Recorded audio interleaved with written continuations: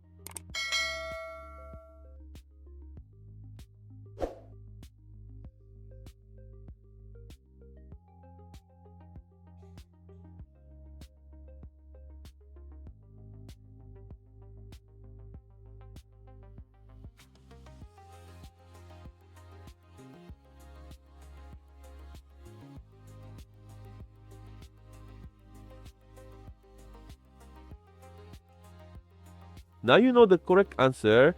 If you got it right, comment below. If you got it wrong, don't worry. This type of expression tricks many people. Leave your like and subscribe to the channel and follow the upcoming challenges. See you in the next video.